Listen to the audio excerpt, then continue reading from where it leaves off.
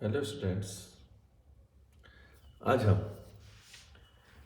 Numericals की इस श्रेणी में सीरीज में पुनः आपको स्थिर दाब या स्थिर आयतन प्रतिक्रिया ऊष्मा से संबंधित एक अन्य समस्या से आपको अवगत कराऊंगा। इससे पहले हमने स्थिर आयतन पर अब तक जो भी दो न्यूमेरिकल देखे थे, हमने देखे थे कि स्थिर आयतन पर अभिक्रिया ऊष्मा की गणना की थी। आज मैं बताऊंगा कि अगर स्थिर दाब हो तब अभिक्रिया ऊष्मा किस प्रकार से गणना करते हैं। आपके मन में जो भी कन्फ्यूज़न है स्वतः खत्म हो जाएगा। ठीक है, तो हम आज स्टार्ट करते हैं आज की न्यूमेरिकल प्रॉब्लम। लिखें, नोट करें क्या है। तो आज का न्यूमेरिकल जो है हमारा है वो 25 डिग्री सेंटीग्रेड पर एक क्या है 25 डिग्री सेंटीग्रेड पर 1 मोल नेप्थलीन को 1 मोल नेप्थलीन को स्थिर आयतन पर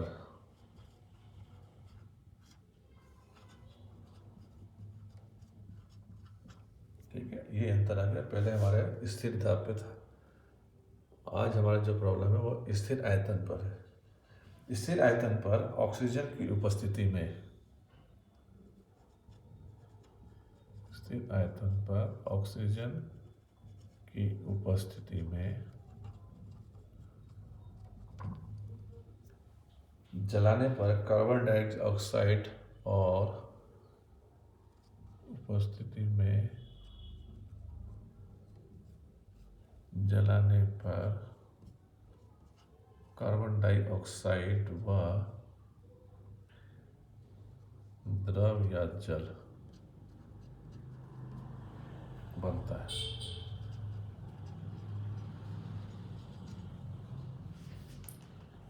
अभिक्रिया में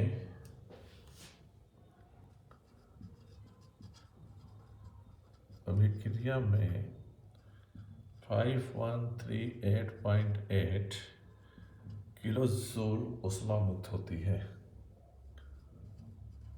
ऊष्मा मुक्त होती है। ठीक है, तो स्थिर दाब पर इस अभिक्रिया की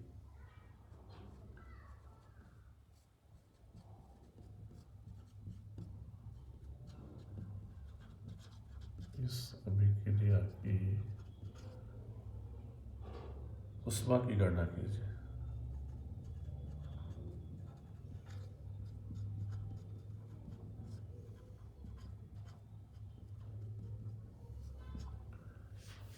ठीक है, पहले न्यूटन में क्या था, स्थिर दाब पर अभिक्रिया हो रही थी और स्थिर आयतन पर अभिक्रिया ऊष्मा की गणना करवाया था।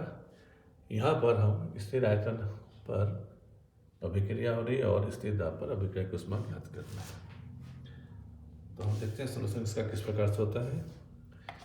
शुरू करते हैं। जैसा कि मैंने पहले बताया था कि जो भी कंपाउंड दिया गया है आपका इसका फार्मूला याद होना चाहिए, तभी आप समीकरण बना सकते हो।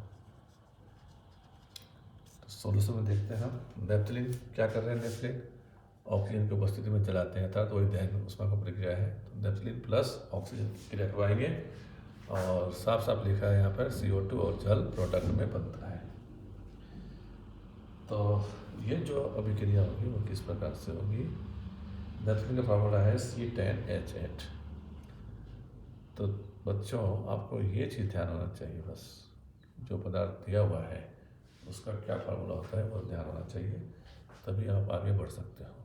तो हमारा होगा नेप्थलीन, और नेप्थलीन हमेशा क्या होगा, सॉलिड फॉर्म में होगा, प्लस ऑक्सीजन से क्रिया हो रही है, प्रोडक्ट में क्या बन रहा है, CO2 गैस बनता है प्लस द्रव बनता है H2O, अर्थात लिक्विड अवस्था में है।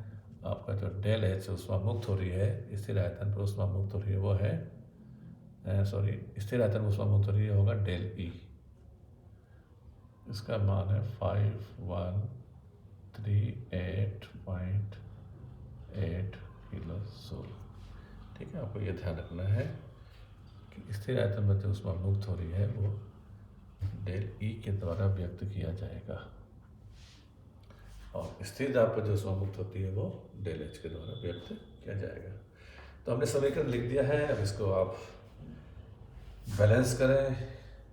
यहाँ देखें कितने कार्बन हैं, 10 कार्बन है। यहाँ पर CO2 है, तो CO2 को 10 कार्बन कन्वर्ट करने के लिए क्या करना पड़ेगा, सीधे सीधे यहाँ पे 10 करना पड़ेगा। अगर 10 करते हैं तो ऑक्सीजन कितना हो गया, यहाँ पे 2 × 10 20, यहाँ पर कितना है 1 21। यहाँ ऑक्सीजन को 21 करना है हमको, तो 21 करने के लिए क्या करोगे,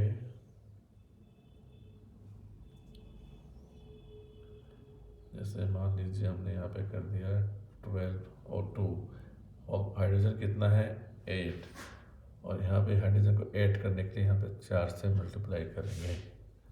अब हम चेक करेंगे ऑक्सीजन की संख्या, 20 और 4 24, तो 24 ऑक्सीजन पूरा करने के लिए हमने इसको 12 से मल्टीप्लाई कर दिया।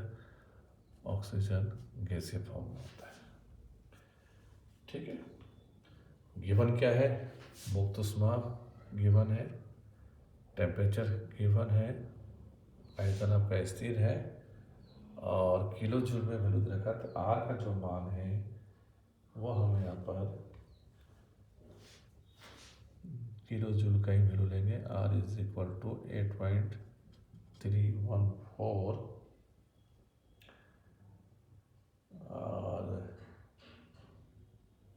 8.314 और joule kelvin inverse mole inverse क्या होता है। टेम्परेचर आपका T का वैल्यू है वो दे रखा है 25 डिग्री सेंटीग्रेड, मतलब 298 kelvin.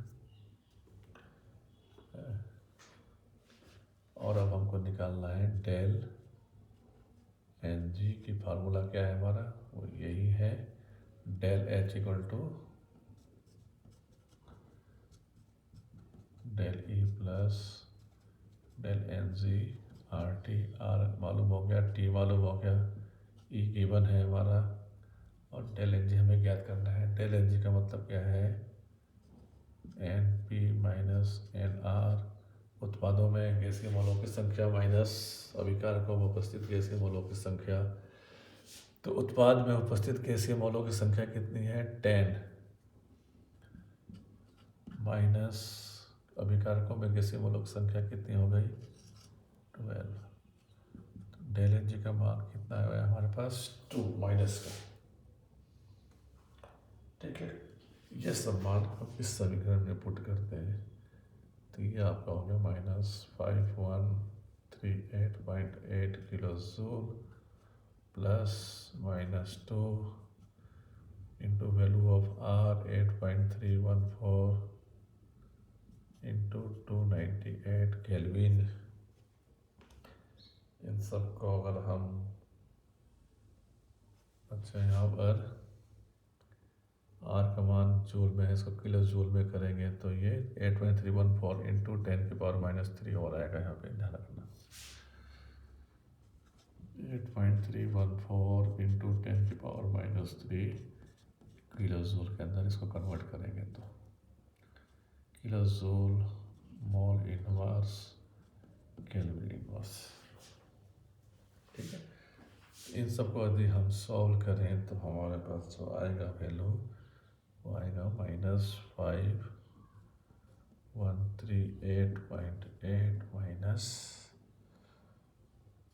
4.957 is equal to -5143.75 kilo.